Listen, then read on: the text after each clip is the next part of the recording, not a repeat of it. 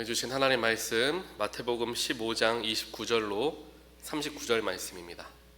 마태복음 15장 29절부터 39절까지 말씀 우리가 함께 합독하겠습니다. 예수께서 거기서 떠나사 갈릴리 호숫가에 이르러 산에 올라가 거기 앉으시니 큰 무리가 다리 저는 사람과 장애인과 맹인과 말 못하는 사람과 기타 여럿을 데리고 와서 예수의 발 앞에 앉힘에 고쳐주시니 말 못하는 사람이 말하고 장애인이 온전하게 되고 다리 저는 사람이 걸으며 맹인이 보는 것을 무리가 보고 놀랍게 여겨 이스라엘의 하나님께 영광을 돌리니라.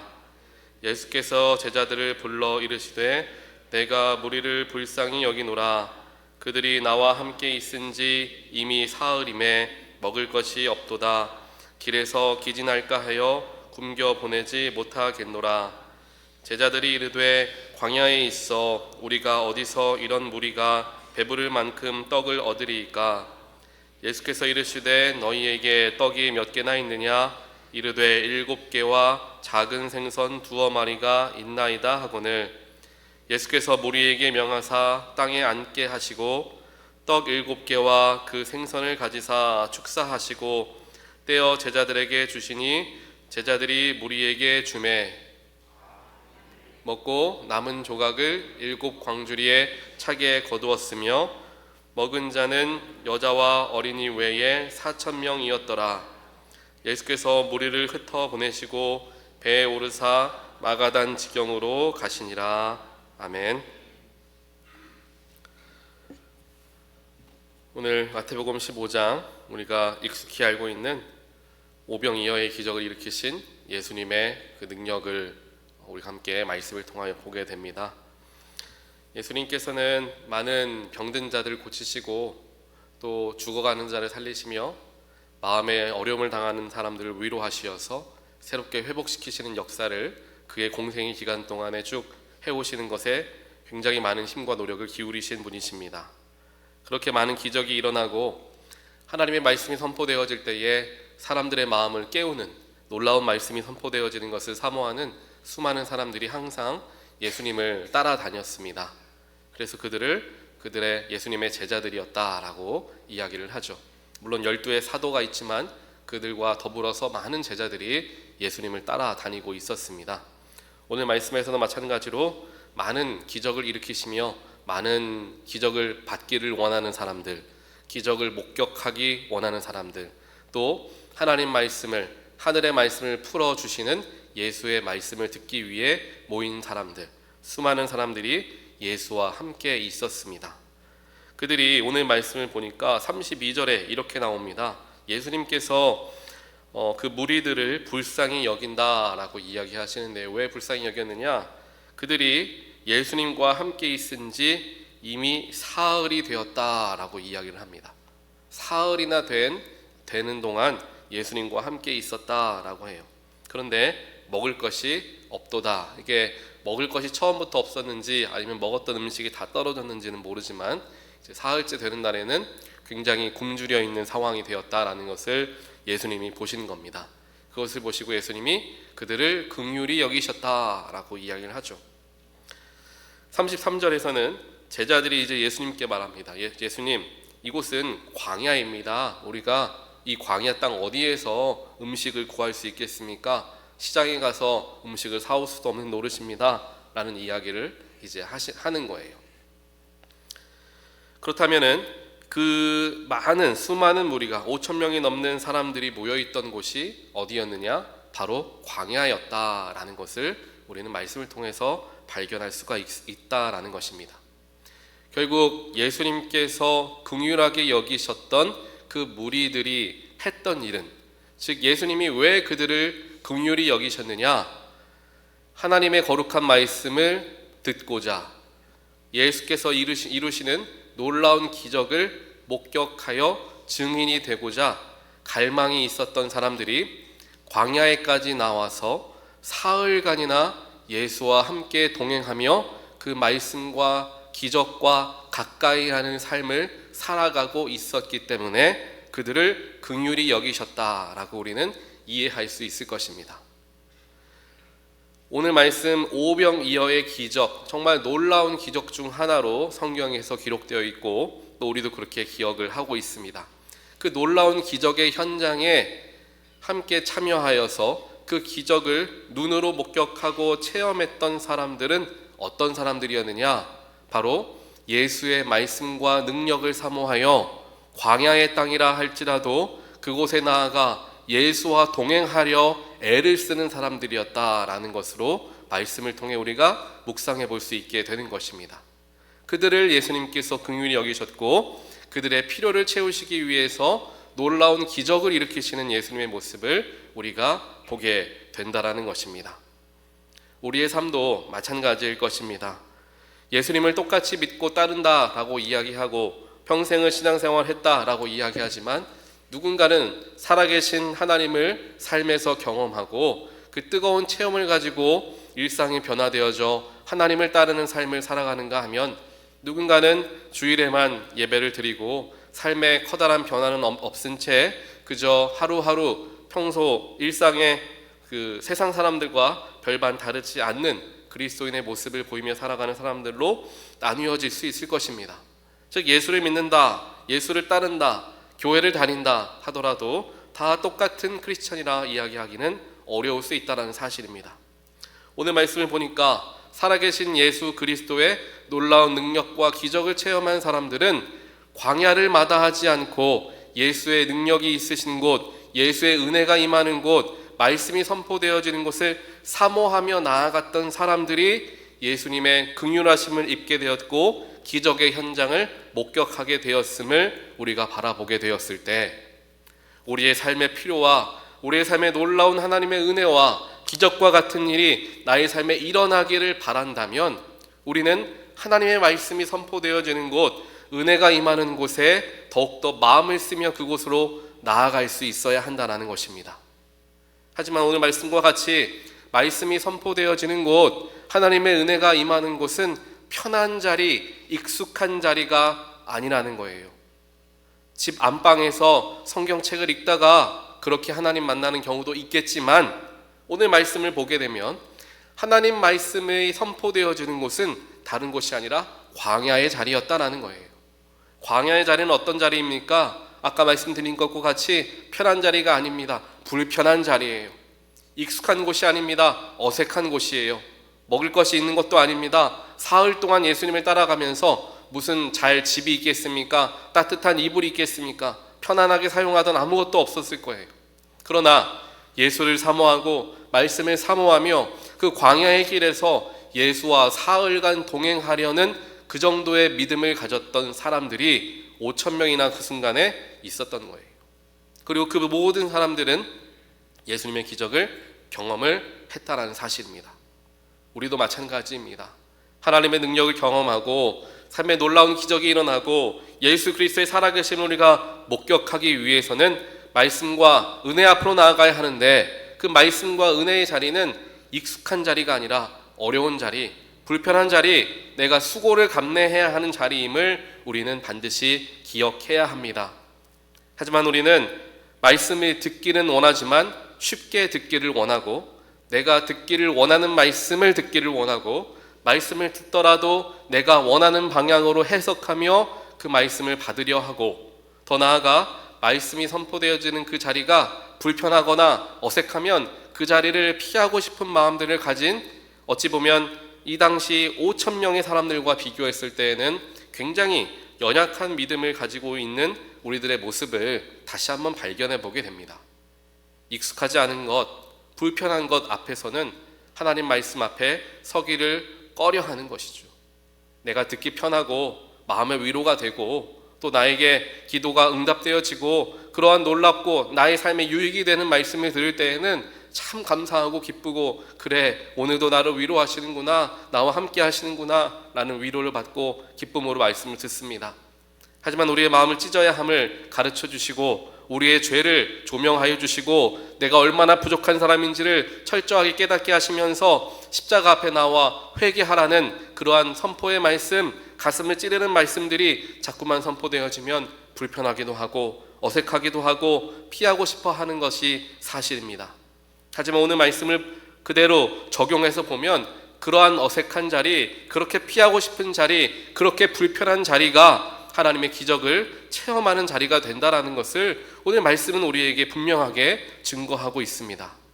사랑하는 성도 여러분, 여러분들의 삶 가운데 예수의 능력과 기적이 넘쳐나게 되시기를 바랍니까? 그러면 먼저 은혜의 자리, 말씀의 자리를 사모해야 할 것이고, 두 번째로는 그것이 비록 나를 불편하게 하는 말, 나를 힘들게 하는 이야기라 할지라도 그것을 감사함으로 받아들이게 되었을 때 능력의 하나님의 기적을 우리 모두가 경험하게 될 줄 믿습니다.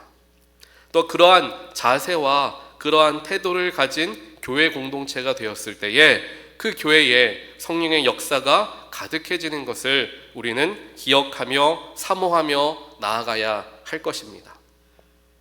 세상 많은 교회들이 십자가에 대해서 선포하지 못하고 죄 회개에 대하여 선포하지 못하며 성경에 대하여 말씀 그대로 선포하지 못하는 시대를 우리는 살아가고 있습니다.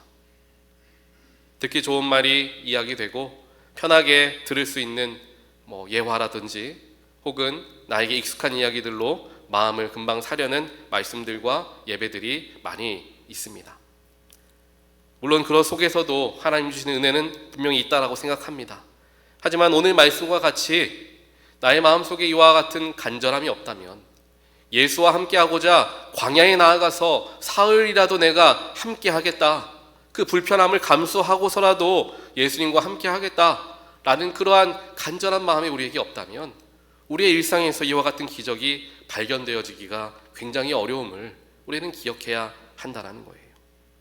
그렇게 기적을 경험하는 자리는 편하고 익숙한 자리가 아니라 불편한 자리, 어색한 자리, 하지만 하나님의 말씀과 은혜가 있는 자리였다. 그것을 사모하는 자들이 기적을 경험할 수 있었음을 이제 오늘 말씀 전반부에서 살펴볼 수 있습니다. 그렇게 예수님의 말씀과 은혜를 사모하는 사람들에게 기적이 나타나고 사람들이 기적을 경험하게 됩니다. 그런데 그 기적은 어떤 기적이었습니까? 단순하게 오늘 말씀 32절에 나오는 것과 같이 개인의 질병이 치유되는 수준의 기적이 아니었습니다.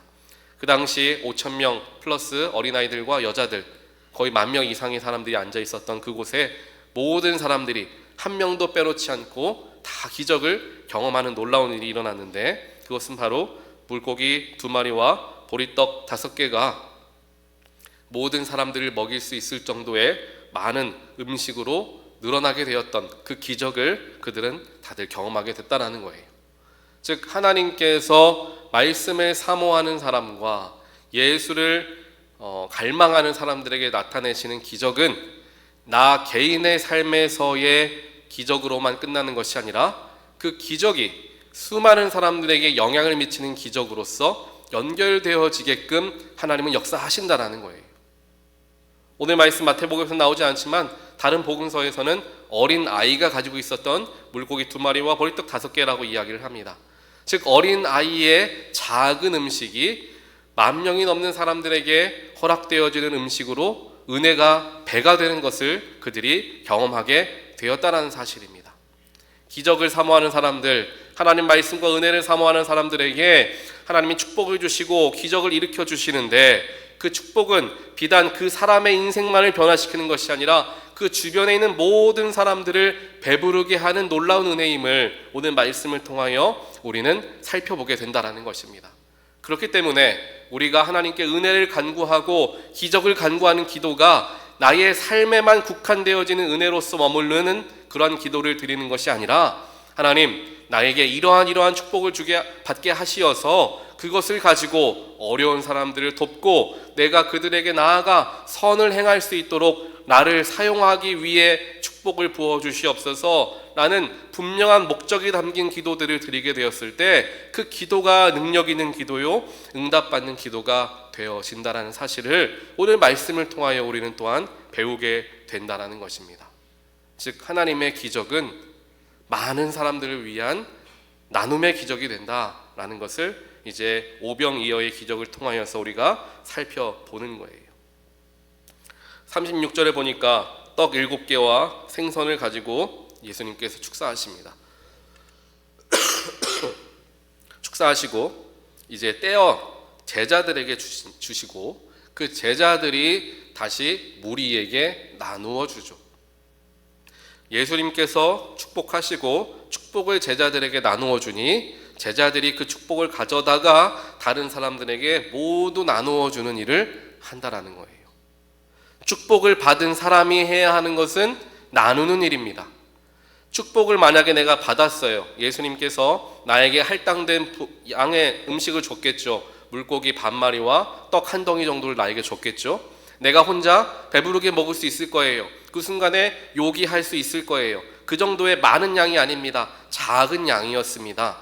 하지만 그 작은 양을 가지고 사람들에게 나누어 주다 보니까 그게 작은 것이 훨씬 더 커지게 되는 것을 제자들은 경험을 했다라는 거예요.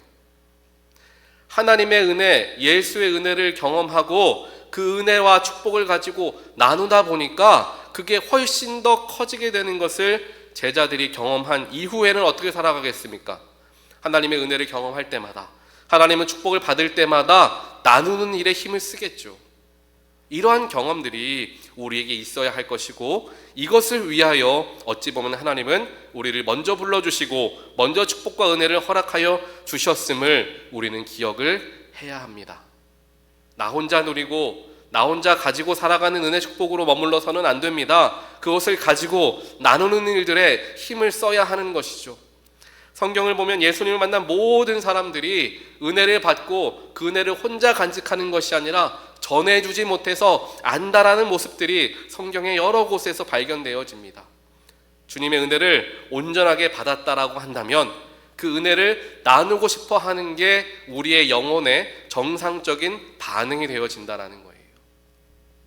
사랑하는 성도 여러분, 하나님께로부터 받은 은혜와 기도의 응답들이 있으실 겁니다. 하나님께서 여러분들에게 채워주시는 놀라운 축복과 기적과 같은 일이 있으실 것입니다. 그러한 일들이 일어날 때마다 우리가 해야 하는 것은 나눔임을 반드시 기억하는 저와 여러분 되시기를 주님의 이름으로 간절히 축원드립니다.